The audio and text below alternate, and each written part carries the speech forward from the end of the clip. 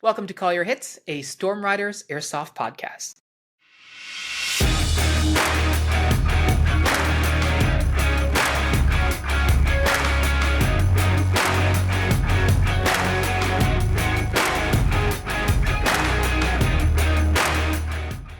Thanks for joining us, everyone. Today, Pat and I are going to be answering some viewer questions. So, some of you might know we have a YouTube channel where we don't just upload our podcast episodes; we also upload, intermittently some educational videos, and we have a lot of older videos in our backlog as well. And over the years, we've had many different questions and comments being made on those videos. So, what I did is I went back and I trawled some of our old videos for some pretty pertinent questions or comments or that some that we thought might make for a good discussion or be interesting. I also went and I checked our Facebook and Instagram messages. And I will say, we are not on Facebook and Instagram very often. So many of those messages had been there for several months. And I had not replied, or someone else had not replied to them. Someone else on the team, I should say, hadn't replied to them. So apologies for that. However, we're going to try and answer some of those questions now. If you do have a question that you want to pose to us, the absolute best way to do that is to hop on the Discord, to join the conversation there and ask the question, because one of us will definitely see it there because we're very, very active. And also, you can probably get some really good answers from some of our very knowledgeable community members as well. So especially when it comes to, talking about teching and stuff like that, like there's so many knowledgeable people in there, so many more people who are more knowledgeable than me for one thing. But just there's such a breadth of knowledge there that if you really do have a question that you need an answer to, you can definitely get that. I think about one person in particular recently who decided to jump into the HPA world, and he ended up getting it Kythera because that's what we've talked about on the podcast before. But Kytheras are and it's a great choice. Yeah, but they can be pretty finicky, right? It can require some different aftermarket parts and all this kind of stuff. Yeah, they are both an excellent starting tool for HPA and also a great. Well, we're going to learn some stuff now.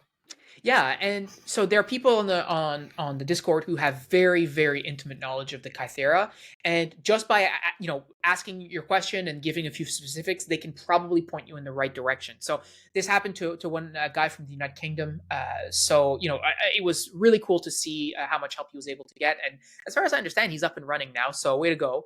We're glad to be of use. Not me specifically, I'm not that useful, but other people, including Todd and Chaz and stuff on the Discord, really, really helpful. So, but I mean, that's one of the cool things about growing a community and having a community is like, all right, I don't know the answer, but like we've got 50 people in here we can check with. I had a fellow approach me recently about checking on a couple of guns that he had picked up, and I was like, well, here's where I'm at with the stuff you were talking about. But a couple of these questions you should really fire off of the Discord because I haven't worked on that specific model brand of gun, and Chaz has. Okay, right? Like just, and he did go and check, and people were helpful. Awesome, 10 out of 10, right? I love our community. I'm some of the people who are active in the Discord are like, yeah, you love it, but you never post. Sorry. Listen, we're all grown-ups. We have time. We've got limited time to do stuff. But I was going to joke, Phil. I was going to joke at the beginning of this that Phil has conjured me forth from the depths to answer your question. Yeah, really. But you raise a good point. Like, there's so many different makes and models of airsoft. Replicas as well as other types of kit, especially when you start looking at like repro kit and all this kind of stuff. That if you have a specific question about a very specific model, or you want to know if this particular knockoff brand is, decent or what people's like, that's going to be your best bet. It's the best way to crowdsource information. And I dare say you are less likely to get, shit on by people, excuse the language, than you are on like Reddit or something like that for having, a very basic question. We have a very positive community. So, you can feel free to. That's one of the things I do really like is, if you go ask questions about, how to tech your airsoft gear on Reddit, I'm like, obviously there are good aspects of the airsoft community on Reddit, but you'll get both, right? Yeah. So you'll get a bunch of people who are helpful, and you'll also get people who are like talking down to you and telling you off for asking a question. Mm-hmm. It's like, I mean, obviously on a very much personal, like I'm a teacher. That shit grinds my gears. Yeah, really. And I will say, I hate people asking questions. I will say that on our community, you will also get people who challenge your opinion or your point of view about something. And I think that's very, very different from just talking down at you. I think it's Totally. absolutely okay to ask someone, hey, why do you think that? Or on what basis do you believe X? Or can you tell me more about, how you came to that decision or that realization or whatever? And, or like, why do you, like Matt is very fond of asking this question, like, why do you need that pouch on your carrier? Why do you need that pouch on your chest rig? And that's not to say you shouldn't have it. And he's certainly not saying like, don't use it. He's saying, explain to me why you need it, because if you don't need it, maybe you need to take it off. So, anyways, I digress, and we're going to get into the questions in a second. But honestly, if you do have questions and you want us to answer them, the best place to get at us is in the Discord. You can certainly leave a comment, but the fastest way to get an answer is definitely on Discord. So, with that being said, no further ado, let's dive into our first question. Here's 100 years of questions from Facebook and Instagram. Yeah, that's right. So the first question, I'm looking at getting some comms for Airsoft, and by that I assume they mean like a radio. Everyone uses a Baofeng, but I need a license to use one in Canada, right? So what type of radio should I get? So there's two different things that, probably I would start with here is that airsofters across the board in North America, I would say in the US and in Canada, used Baofeng UV5R radios. Technically speaking, those are ham radios and they do require a license to use, full stop. That being said, if you use the radio on just FRS or GMRS systems, which is the family radio service, or I don't know what GMRS stands for. Anyways, those are consumer grade radio frequencies. Yeah, probably something like that. But those are consumer grade radio frequencies. So if you were to get a walkie-talkie, like a classic walkie-talkie from a box store, right? Like a Costco or a Best Buy or whatever, they would operate on those frequencies. So does that mean that you can use your Baofeng on those frequencies without a license? Technically speaking, legally speaking, no, that is not what that means. You still need a license to operate that radio. However, if you do have a Baofeng and you stick to those channels, it is extremely unlikely that anyone is going to have any issue with you whatsoever, because you're not going to be interfering with all the other frequencies that you do need a license to use. So this is one of those things where it's you certainly technically need a license, and do not take this as legal advice to just go use a Baofeng, do whatever. No, definitely not. But it's probably not a thing you need to be as concerned about as all that. Yes. So if you are concerned, if you have a Baofeng and you're playing Airsoft in Canada and you don't have a ham license and you are sticking to FRS and GMRS frequencies, should you be concerned that someone from the government is going to come knock at your door? Personally, if that were me, I certainly would not be. However, technically speaking, you're doing something that is not legal, right? That doesn't follow the guidelines of the law as it's outlined in Canadian law. So if that is something that you are concerned about, or you want to be 100% law abiding, you can go to a box store, etc., and pick up a traditional walkie-talkie. The main difference between a walkie-talkie that you get at a store that doesn't require a license and the Baofeng is simply that a walkie-talkie from the store will be locked to those frequencies that are legal to use without a license, and they're not programmable, so you can't mess around with it, right?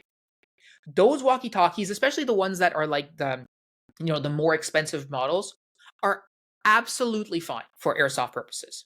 Most of them can take a headset of either like a particular like Motorola plug or Kenwood plug, or even just a regular, like aux connector, like a 3.5mm connector. And their range for most airsoft fields is more than adequate. Like I think about the field at Frontline. There isn't conceivably a bubble radio, like a Cobra walkie-talkie that I can think of that wouldn't be able to reach from one end of the field to the other. I mean, the field is not that big.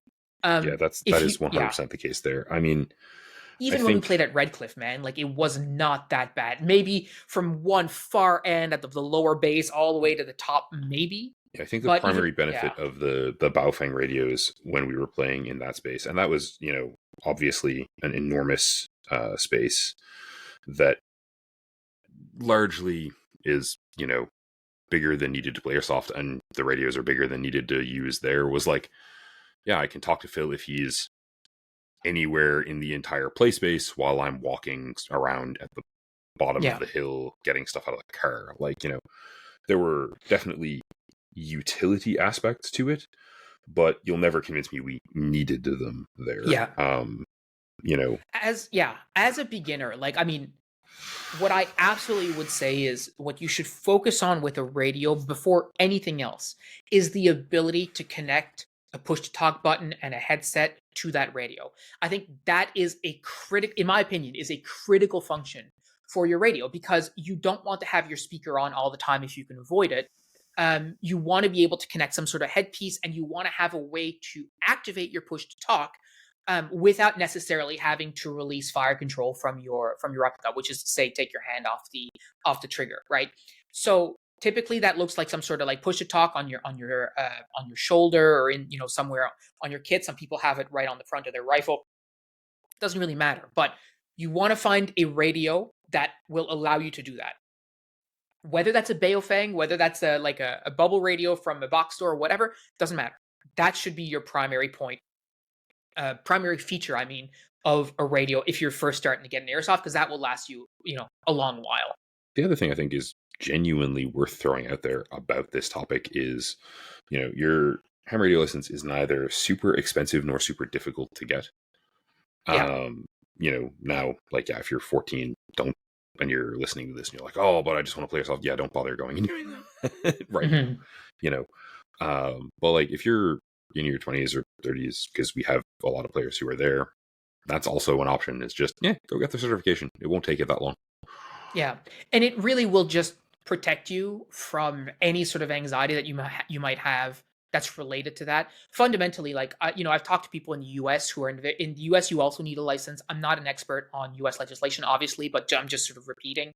And I don't believe that, the first step of any sort of situation where someone is caught using a Baofeng or like a ham radio without a license is someone comes knock at your door. I'm pretty sure the first step is the FCC sends you a letter in the mail. Yeah. Right. I'm like, so, and I don't believe, and I'm open to being wrong here, and based on my conversations with some people, I don't think they've ever issued any fines to anyone who played airsoft using a Baofeng ham radio in the US, and I can guarantee you that has never happened in Canada. So I think, again, like we were saying, like, this is not advice for you to go out and get a Baofeng and get a ham radio and use it without a license. If you have one, and like we said, you stick to FRS and GMRS, that you should be completely fine. But if you're really worried about it, then just use a regular walkie-talkie and make sure you can use a headset with it. And, again, there's so many options out there. They're ruggedized, they can be waterproof, etc. Like, they'll be fine. The Motorola talkabouts are perfectly fine. There's the Cobra brand ones. Like, there's a whole lot of options. You just go to Best Buy and you'll see them. This is definitely, I think, one of those, like, you want to spend the slightly spendier one will probably serve you better, but you're ultimately not in a situation where it's going to matter. Like, yeah.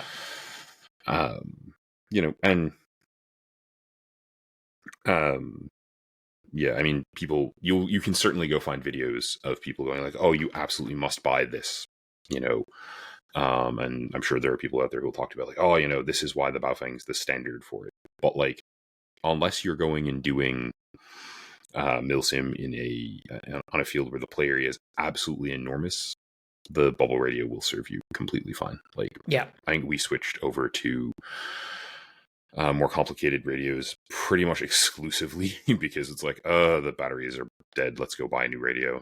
Let's buy a radio with a better battery. Yeah, or swappable batteries or exactly. whatever else. Right, like, and everyone on the team was doing it, etc. So yeah, but over the years we've used so many different kind of like walkie-talkie style radios, and they were all totally fine. So choose your poison, but just make sure you can use a headset. That's going to be way more important than any other thing. 100%. So next question. Okay. Hey guys, I'm pretty new to airsoft, and I hear everyone say I shouldn't be using 0.2 gram BBs, 0.20 gram BBs. Yeah, you shouldn't be. How do I know what my BBs? How do I know what BBs my gun can shoot? For reference, I'm using a Cyma AK and it's shooting at about 340 FPS. Yeah. Okay, firstly, like I was joking, you definitely shouldn't use 0.20 grams unless you're playing indoors and that's required by the field, like it is here. If you're playing outdoors, you should be using heavier weight BBs. But I think this is a really good question. How does a player know how heavy they can go? Like, how would you recommend or advise someone to figure out what the optimal weight for their airsoft replica is? This is one of those weird questions because, like, how we did it is trial and error. Yeah. And ultimately it comes down to what the performance of your replica works out to being. So, in a high FPS sort of DMR sort of setup, obviously you can go higher.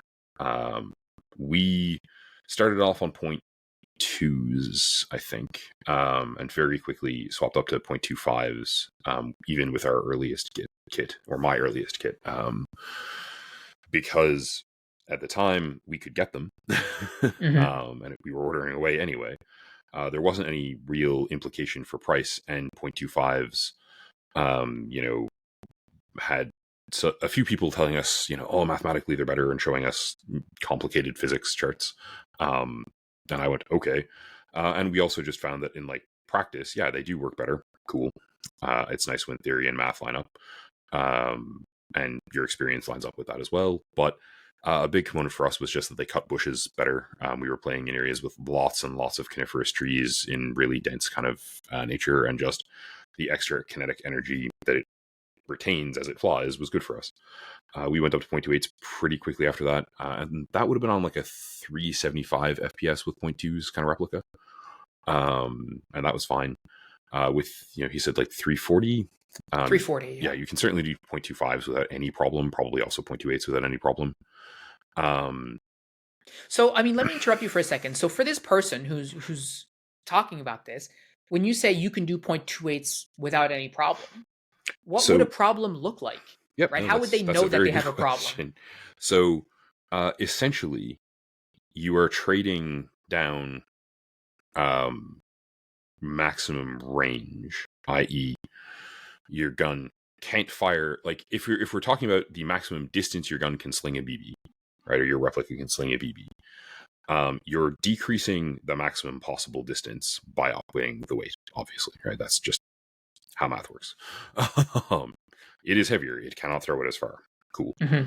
But we talk periodically on the podcast, and I think reasonably regularly, about the distinction we place between how far it shoots and how far it shoots effectively. Right? And so the heavier round deviates less on the way downrange, which means that it won't go quite as far, but while it is traveling, it will be a lot more useful to you.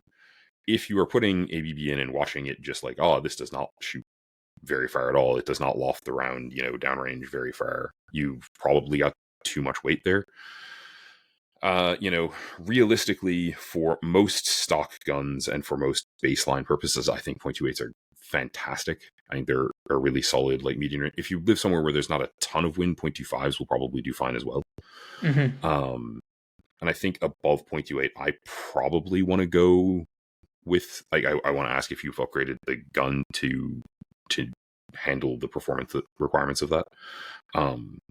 But in fairness, you're still going to get a stable flight path out of it while it's traveling. So even on a higher or on a lower FPS setup, there are benefits. The reason you'll see indoor fields go, oh, we want you to use lighter ammo, is that it retains less kinetic energy and transfers less when it hits.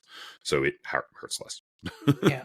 And so I think it's important. One thing that people will often say when it comes to BB weight, this is a common refrain I see, is like, well, if your gun will hop the BBs, you might as well use them. If your gun is capable of hopping them, right? Important to note that your hop up has nothing to do with your BB weight, right? The hop up that you're using is not going to care about the particular kind or weight of BB that you're using.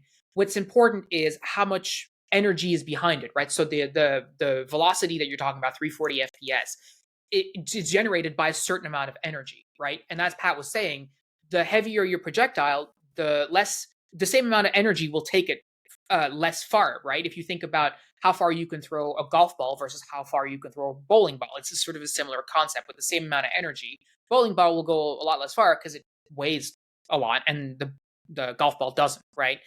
I feel like the I think the advice, like, just fire whatever BB weight your gun can hop, is like, demonstrates not a whole lot of understanding of how the things actually work. But also is like, yeah, sure, just go buy .4 BBs and put them in all your guns, which is terrible advice. Well, and so what will happen, I think, if you're talking about like a SIMA AK or SEMA AK, this person didn't say whether this upgrade or not, so we're just going to say it's stock. And I mean, it doesn't really matter for the purposes of this example, but like you load a mag with .25s, see what happens, make a mental note, load some 2.8s and try that, load some 3.0s and try that, and see, okay, is my flight path getting better? How much range am I losing, right? When does the BB drop off visually, right? Is it far enough away? Is it acceptable? Can I turn my hop up on and get to the range that I want? Can I get the straight flight path that I want or no? And also, I think things where a good question to ask is the BB also flying fast enough, right? Because there is a point where depending on how much energy is in your system, like if you're shooting, I don't know, like, 1.1 joules and you put a .4 BB, that BB is going to look like it's crawling out of your barrel. And fundamentally, there's nothing wrong with having a low velocity, but it makes it harder to hit stuff if the BB is flying less fast as well. So those are things that you can sort of ascertain visually by just, like Pat was saying at the start, it's a lot of test and learn, right? But you got to test. And there's a happy medium to be found here, right? So ultimately, yeah, trial and error. I would recommend in some ways going up incrementally. Like, if you're Agree, if, if you're using .2s, like don't be like, okay, I'm going to jump to .32s right now. That won't work out for you. .28s, if you're shooting 340, 350 FPS, should work out. If you're shooting 370, 380, 400, yeah, no problem. I probably, again, would think about how much wind is there where I play, how much density of brush is there where I play. Assuming that the answers to those are reasonable amounts of wind and reasonable amounts, like it's not super windy, it's not super, for a 340 FPS setup, jump up to .25s, run a bag of them, see what you think, right? Shoot a bag of ammo. Once you finished it off, go, okay, am I happy with my performance? Am I happy with where I am? If everything's great, cool. If you are like, well, maybe we can try .28s, try .28s. At 340, I wouldn't go heavier, probably, but I mean, it's worth the try. Like, I think if you can find, like, I wouldn't go out and buy a bag, but certainly if you're able to bum a mag of .3s from someone, then like, totally. And I've done that. Like, I bummed some 3.6s recently to try those, and they were amazing in my setup. And went, oh my god. Yeah, and I mean that's great. But also, one final consideration is, of course, that, if you're going from 2.0s to 2.5s or 2.8s, like whatever, once you start getting into the heavier ammo, it also does get more expensive. So depending on what your play style is like, and I mean, you're using SEMA AK, so like, you're just doing rifleman stuff, so great. But just something to consider as well, because you don't really think about it, and sometimes the sticker shock can be pretty like shocking. the price difference between certainly like 3.6s and 3.2s, and frankly 3.2s and .20s is like, it can be. And I wouldn't spend that money unless you're sure you need to be, or are at least certain that it's benefiting you. Yeah, absolutely agree. But also, this is Airsoft. If you're playing at a field with other people, odds are someone's got .3s and will let you shoot 20 of them. Like, and also probably an opinion. If they've been playing longer than you, you can always ask them and say, hey, do you think 3.0s are useful here, or 3.2s, or what have you? So, right? Yeah. Your people in your local field will have an opinion. I mean, take the random people you're meeting at the field's views with the same grain of salt that you should apply to us, just because you don't know us, whatever. Always use your own judgment. But yeah, if people are playing where you're playing, then they've probably sussed this out to some extent before you started playing. Yeah. All right. Next question. Now that Bill C21, oh, this is an old one. Now that Bill C21 is off the table, hooray! Does that mean I can take my replicas through customs? No, it absolutely does not. In fact, what's important for people to take away for Canadians to take away from Bill C21 being off the table, what we're talking about is Airsoft was just removed from that bill, which means that nothing else about Airsoft has changed. Nothing else about Airsoft legislation in Canada has changed, which means that, the velocity limits that were required to import, like from EVIC and all this kind of stuff, those are still all the same. And the way that you're going to interact, or ideally not interact, with Canadian Border Services Agency is going to be exactly the same, which is to say, not super awesome. So I am not a lawyer, but I would highly advise you not to try and take your airsoft stuff through customs. Your soft gear and stuff fine, but your replicas in particular, it's a problem, Yeah, right? Getting replicas shipped across the border is an issue, no matter if it's coming from the States or elsewhere. And Bill C21 has done nothing to change that. Broadly, any company that is bringing those in has done licensing stuff with customs and the government to get that sorted out. And you really don't want to play around with this if you aren't if you don't have that sort of licensing on the go. Don't try to cross the borders with your airsoft gear. Partly because the federal legal system in Canada will treat them as, like, any crime you're committing with them, as though it were committed with the actual rifle. That hasn't gone to court and been tested in trial, but like, you don't want to be the test case. And the most likely outcome is just that the customs officer, if they see them, will go, I don't know what this is, but it looks like a gun. I'm taking it, and you're never getting it back. Right? Yeah. So don't play that game. And that's the thing. Like, I'm sure you could be like, oh, well, Phil, I went on Red Wolf Airs. Oh, great. Awesome. I'm glad that worked out for you. But you rolled those dice way, way, way more frequently. Airsoft replicas just get seized by CBSA, never to be seen again. Right? So it's just, yeah. And like, if you're, it's also worth saying, like, so importing it here, right? Like, pay someone to ship it to you. Yeah, that's a coin toss, unless it's compliant with everything that needs to be compliant with. I initially interpreted that as like putting it in your car and driving somewhere with it, or otherwise trying to get like to your replica and yourself to a game in the States or something. And the answer is don't. Yeah. Yeah, it's just everything about it is a mess. Yeah, and C21 hasn't done anything to change that, and it will not do anything to change that, and there is no legislation on the horizon in Canada that will do anything to change any of that. And as far as my understanding is, there have been no consultations between the Airsoft community in Canada and the federal government following sort of the conversations that happened in C21. So literally nothing has changed about Airsoft and legal status in Canada. We're at the very beginningest part of efforts to get a better like governmental understanding of what Airsoft is, and to get it a more functional, useful legal status that one could actually interpret in some way and use to do stuff.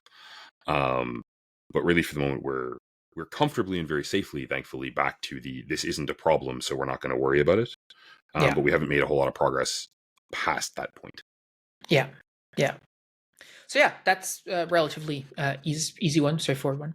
Yep. Another question here. I struggle changing shoulders with my PTT on the same side. So presumably they mean like they have their PTT on their left side and then transitioning to the left side because the PTT gets in the way. Any advice? You want to start, Pat? So we can give you bad advice, or at least I can give you bad advice. Phil can give you good advice after. It'll be fun. So the bad advice is often my PTT is not secured as well as I would like, and I just knock it off doing that, and I don't worry about it until I need my PTT again. Because if I am transitioning shoulders, then almost always my focus is whatever is going on downrange that I'm transitioning shoulders for. So I don't care. I have had more stable setups than the one I'm currently running for it, and I have this, laziness, really. Just I have the stuff I need to make it more secure. Once it's more secure, I will just like move the stock and tap it to the side because it's attached to a piece of fabric that moves. And that just covers I need it out of the way right now portion of the exercise. Because if I'm offside shooting, I'm offside shooting either because I'm going around a corner and I don't care what my radio is doing right now, or I'm offside shooting because I'm ducking out of a piece of cover to provide fire to support my teammates. And bluntly, same thing. Yeah, definitely. I would say, so I would agree with Pat on that for one thing. So if you're in a game and the PTT is getting in the way, I really don't care. Like, so for me, if my PTT gets in my way, like Pat was saying in the game, not a concern because I have bigger fish to fry at that particular time.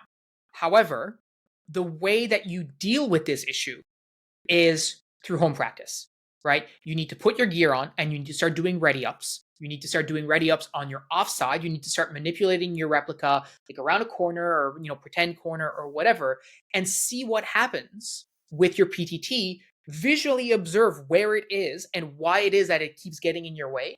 and then move it, or get that muscle memory built in so it's not getting in your way anymore, right? And but I was going to say, you need to practice it, right? And it really, it relates back to, like I was saying, like I've been lazy and haven't gone and just adjusted where it's set up on my kit so that it doesn't fall off, because it's not a problem in this context. But yeah, just this is a piece of sorting out your kit. Your PTT, assuming that you're running what I'm running, so a hand mic, it needs to be somewhere you can talk to it. But other than that, it's not a huge deal. So like, move it up, move it down, move it to the left, move it to the right.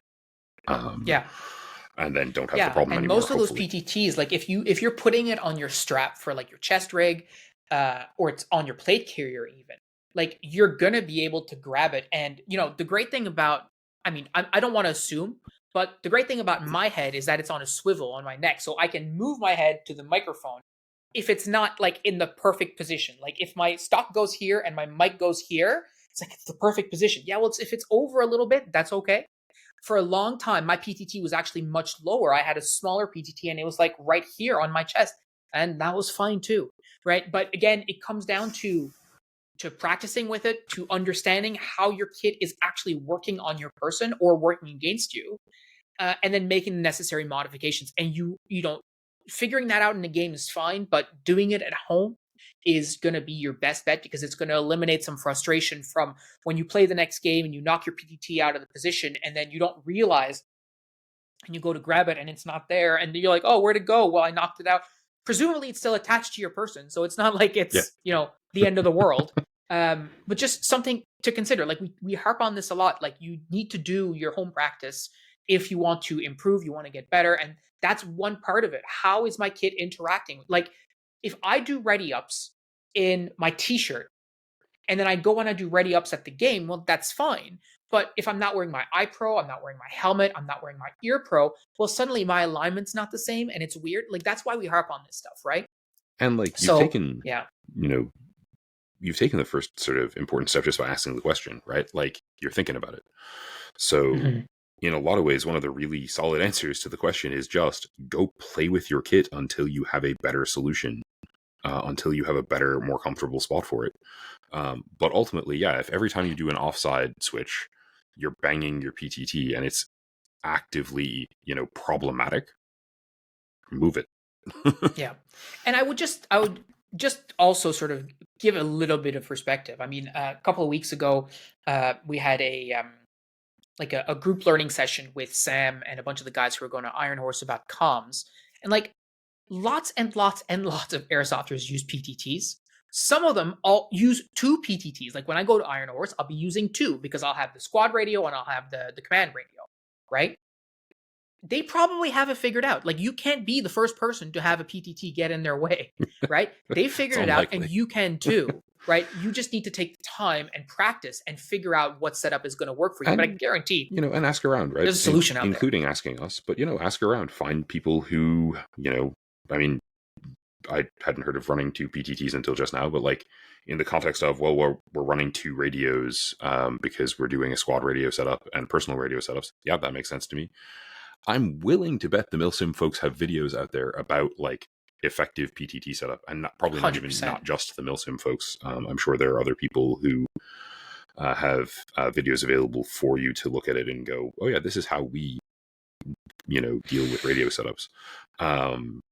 But yeah, honestly, before you even go look at that, I would just start playing around with how it's laid out on your kit and seeing if you have other options that work as well as or better than for you.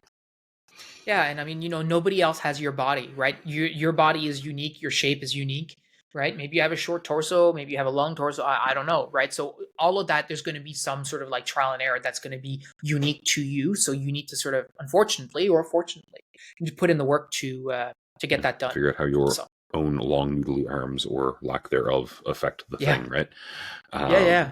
But, either way, thanks for the reminder that I need to go actually fix how my PCT is secured on my kit between now and the beginning of the season.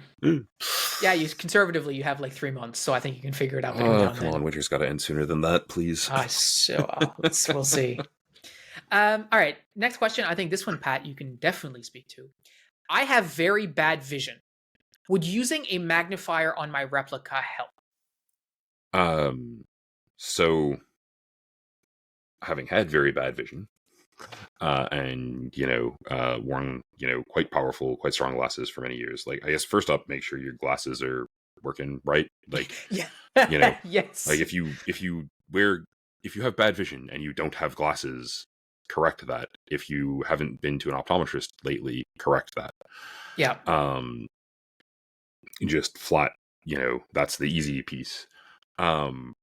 Make sure that you have goggles that either support some sort of inserts or that go over your goggles, over your glasses well. Like, if you are playing and you're like, oh, I should have glasses on, I can sort of see without them, I have swapped in, to just like regular goggles. There are so many good options.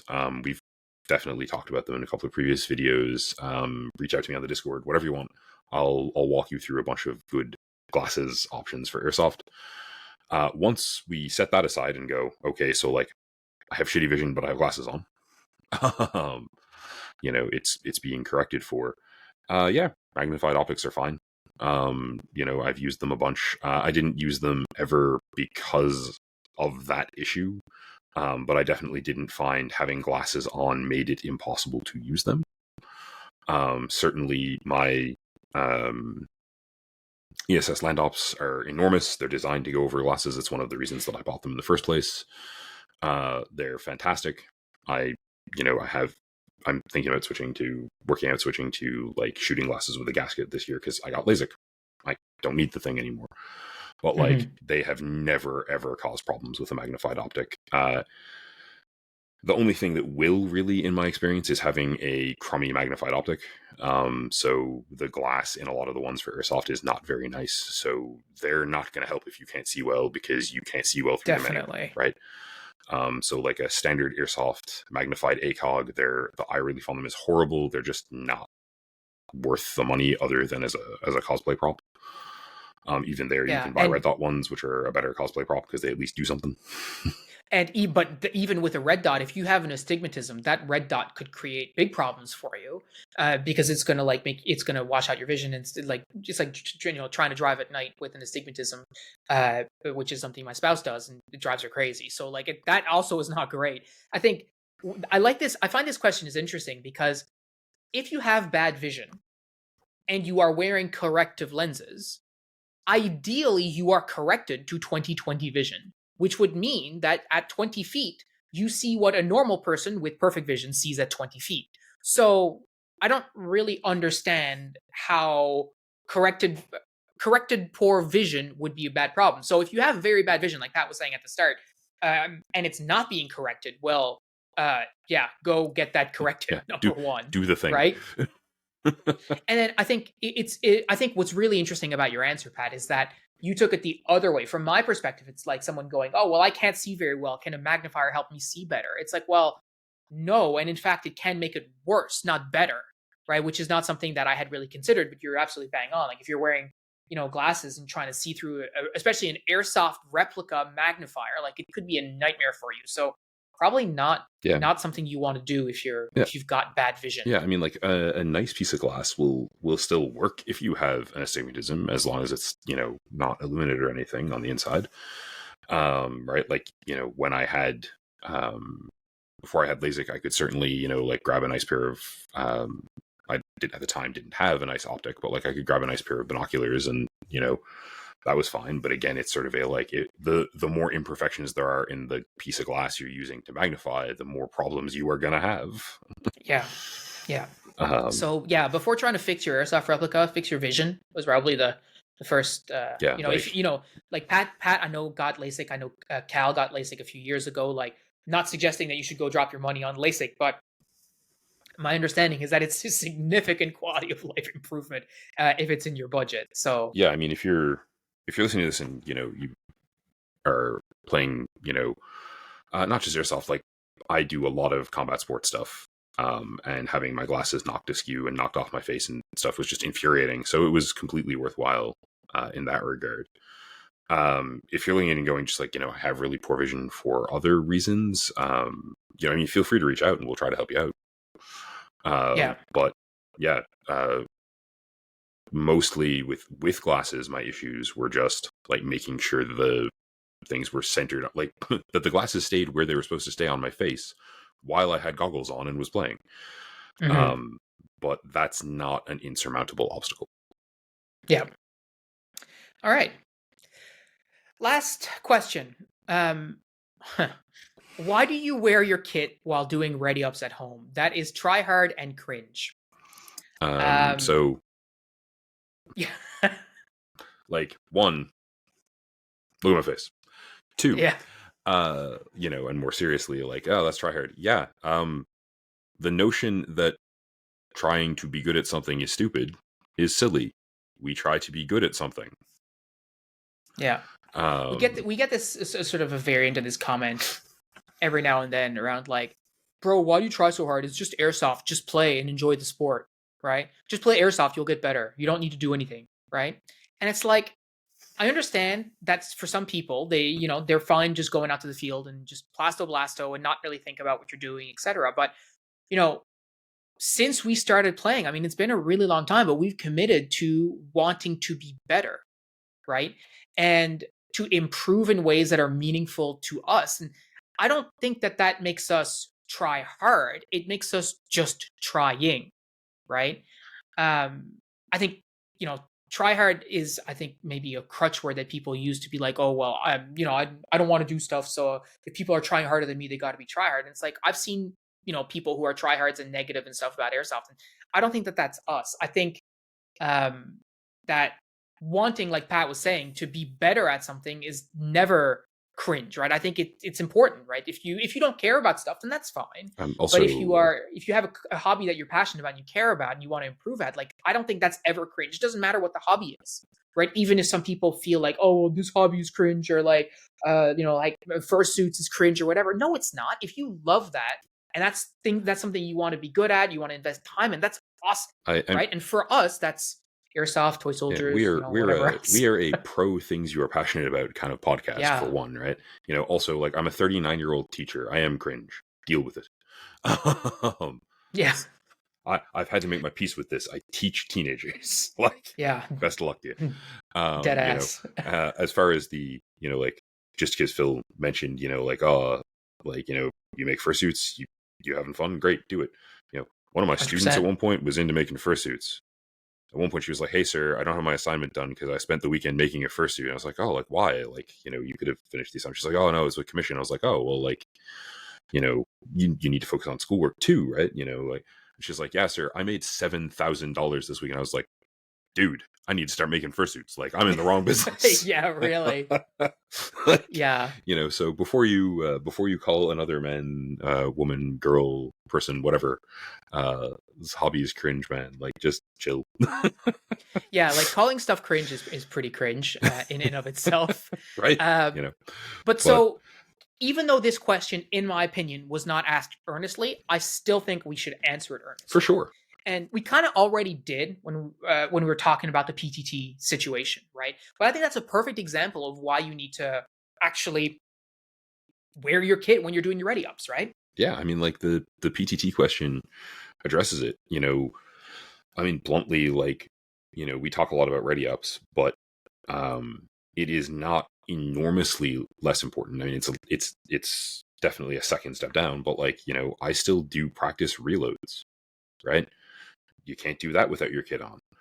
But yeah, like, my chest rig, I mean, part of the reason I have the chest rig is that it impedes my movement very, very limitedly, but it still does. It still changes my body mechanics because it's adding, 20 pounds of mags and stuff hanging off of me. And just, it's, if you are seriously trying to improve, if your goal is to get better at airsoft, then just moving around in your kit is valuable, right?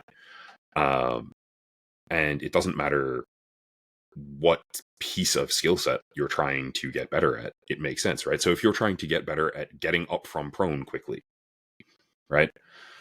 Okay, cool. So lie down on the floor and get up. Repeat. That will help.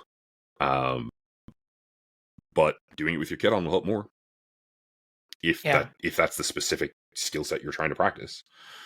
Because if you think about it, like, when you're trying to develop a skill, especially for airsoft, what are you trying ultimately to do is to build a muscle memory. We've talked about this so often, right? So that when you bring your replica up to acquire a sight picture, flip the safety off and acquire a sight picture, pull the trigger or whatever, you've done that thousands and thousands of times. So you don't need to think about that, so that your active mind can be spent on other stuff, such as thinking about whether the thing you're about to pull the trigger on is friend or foe, right? When you're doing a reload, so that you don't have to look at your kit, you can just do a reload and pay attention to what's going on the field, right? So you can switch shoulders and shoot without thinking about, oh, how do I do this? Or you're just not thinking about that. You're focused on the outside. And if your muscle memory is of you doing a ready up in a t-shirt, but you never play in a t-shirt, you wear full kit, it's not the correct muscle memory. You're not building the right habits, right? And like, to be real, I do ready ups in my t-shirt. Sure, so do I. It's not a like, oh man, doing ready ups in a t-shirt is bad relative to doing them with gear on. It's, well, I'll get more out of this if I take the time to toss my chest rig on. But like, to be completely honest, a lot of my ready ups are done just sort of like, oh, I'm in the place where my airsoft guns are stored and I want to play with them for a few minutes, right? And I have very little shame about that fact. So if I'm doing that, if that's the situation, then it's like, yeah, I'll play with them and then rack them and go back to whatever it is I was doing, right? I need to get, they're in the same space as the deep freeze. All right, I need to get chicken out for supper. Do 5 ready ups, grab chicken, make supper. Yeah. Cool. Like you need to realize, you the listener, not you, Pat. You need to realize that like every single piece of kit that you add on changes the dynamic, right? So if you're doing a ready up and you're just in a t-shirt and then you throw on your chest rig, suddenly everything is a little bit different because maybe you're a little bit more restrained. You might not be able to tuck your elbows in the same way. You've got the shoulder straps, your PDT is in the way, right? And you're like, okay, now you're going to throw on the sling. Okay, so now when you ready up with the sling and try to transition shoulders, now you got 2 things that you've got to manage. You got your chest rig, and now you've got the sling. Are you wearing gloves, right? How does manipulating the safety with your thumb work when you're wearing gloves? How does it feel compared to when you're not wearing gloves? And then you throw on your headset, your optics, your helmet, your snood, right? Your face pro, if you have something. Like, how does that affect your ability to cheek weld and to acquire a sight picture, right? All of those things. Like, do you need to be wearing camo? Not necessarily, but maybe the shirt that you're wearing is super bulky. Maybe you're trying to wear like a sniper veil that has like dangly bits or whatever. Like, does that get in the way? And yeah, I think it's all of those things change the dynamic. You need to factor those in because when you play, that's what you'll be wearing, and right, not the other stuff. And yeah, so it really boils down to sort of the fairly old adage of like, train how you fight, train how you play, whatever. I think I don't want to suggest that there's no value to just doing ready ups in a t-shirt. It's a matter of some amount of the value is doing it as realistically, i.e. as much like how you're going to do it in game as possible. So, do you need to do all your ready ups in full kit? No. Is it an okay idea especially if you're like us, if you're in the situation where, we have 4 months of downtime because we live in a place where we have 4 months of winter, right?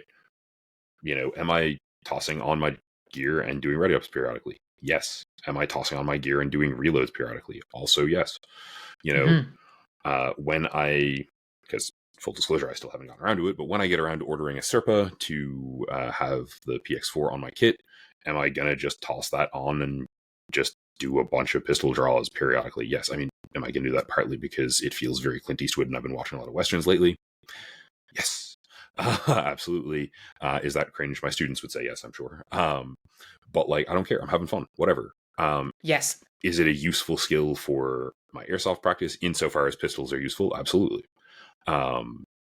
Check some of our previous episodes for how useful they are, really. But I want to come back to something you just I want to come back to something you just said though, which is that you're doing this and you're having a good time. Like, part of this is like, where like I'm doing my ready ups not through some like moral obligation, not because I'm like, oh, I have to do my ready ups. Like, it's like, no, I enjoy doing it, right?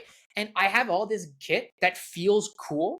Would I, do I not want to wear it? Do I not want to feel like a badass because I have all this kit on? Like, of course, if I had night vision goggles, like real ones, would I not strap them on my head and go for a walk around my neighborhood in the dark at some point just to see what that's like? Of course I would, because it's super cool. We've spent all this money on kit and we're just going to let it sit on the shelf and not use, especially for us, like you were saying, like we have 4 months of downtime, right? Like, is it cringe to throw all that stuff on and like do and practice and and maintain a level of excellence at your skill? Now, to come back to something else you also said, there is not no value in doing them with no kit on. And if the only thing you can do is grab your replica and do 20 ready ups every single day in your t-shirt, and that is literally the only practice that you can do, assalamu alaikum. That's totally fine. Fill your boots. Fill your boots. It's totally okay, right? It's better than not doing it at all, right?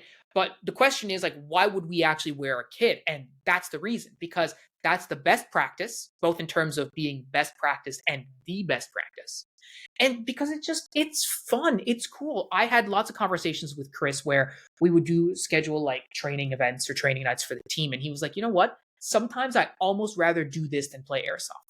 Cool, man. Why not? And like, if this is fun for you, who cares? And honestly, like, he's not wrong. Yeah, I mean, he's not saying either way. Like, whatever you find fun. But like, I agree. I have had as much fun or more fun hanging out with like our 10 friends in a warehouse running drills as I have had playing, or more fun than I've had on some days playing Airsoft. Totally. Partly because like, hey, there's no one on our team I don't want to go hang out with, right? Like, if you're like, hey, do you want to go hang out? Yeah. Bring your gear and, practice stuff. Yes, totally. Sick, Yeah. I would rather any single day go do a team practice with 8 of our guys than go play Airsoft by myself with nobody else from the team. I mean, for sure. I would never do that anymore. I mean, over the summer, we had days where I was like, yeah, I'm good to go. I'm free to play. And it was like, yeah, like every single person on our team was like, yeah, I'm busy. I was like, I'll go for a walk. Yeah. Yeah, exactly. And I mean, that's just, it's, that's the way the sport is to us at this point. There's no, I'm not preaching that should be your normal or anything or anyone's. It's just sort of, like, training with our friends is super fun. And usually quite rewarding in terms of like skill development, giving me more stuff to go practice on my own. And, I am uncategorically the sort of person who's like, give me more things to learn. I can say I've met a book I didn't like, but only 2 of them. Yeah. And to be honest, like, if you're the kind of person who's like, well, that's stupid, this doesn't appeal to me, and I just want to play Airsoft, I don't want to think about training, it's try hard, whatever, that's fine. Firstly, I would be very curious how you found our channel. Why are you here? But like, you're definitely not our target audience. So glad you're here, but like, WTF, man, like, this is probably not the right place for you. But I think fundamentally, the Airsoft is a big sport, right? It's a huge tent. There's space for everybody. If there are lots of players who are going out there who just playing their weekend skirmish and they're just doing whatever, that's totally, totally fine. But improving meaningfully at any skill, Airsoft or otherwise, requires, in my opinion, some degree of practice and commitment. And that's not a bad thing. That doesn't make you a tryhard. That's just understanding the needs and necessity of the hobby that you've picked up and what is required for you to get better. So if you're listening to this and maybe someone tries to make you feel bad about, putting as much effort as you might be wanting to into Airsoft, don't listen to those people. Do exactly what you want. You can get as good as you want. Like, there's tons and tons and tons of videos out there on, from us and other content creators for Airsoft that can help you in sort of like your development. There's lots of practice you can do at home that can help you be a real, like, absolute weapon when you hit the field. Totally. And just crush, right? And just look at Jordan. I mean, just as an aside, like, Jordan is a great example of that. Jordan consumed a ton of Airsoft content. He learned so much about Airsoft. And now he's in like his 2nd or 3rd year of Airsoft, or however long it's been. 3rd year, I think. We talked about it a couple weeks ago. And he's like super, super good. And that's because he's putting in the time that's required, right? So just something to keep in mind. And like, if you don't want to do that, cool. it's your hobby. Make of it what you want it to be, right? The only thing I think you can do wrong about playing and enjoying Airsoft is, playing it in a way that you don't enjoy, or sitting there and going, man, like I want this thing to change and not making any effort to cause it to change. So, Or calling other people cringe because you don't like what they're doing. Yeah, I mean, you can call me cringe. I am, whatever. I don't care. But like, also, one of the functions of my profession is that if my ego could be damaged by people making fun of me easily, who are not people I already care about, then I would not be able to do my job. Have fun. Say less, as the kids say. Right? Say less. So that's it for the question, guys. Hopefully next time I won't wait like 8 months or 12 months or even longer in some cases to address some of your questions. I will try to remember to remind him. Yeah, but like I said in the long preamble, join the Discord. That's where you can get your questions answered. And then, if you're interested, eventually on the Discord, you might be able to. I had this made for later on this year. Nice. Wicked. So we'll have patches. We'll get the whole team to sign that flag.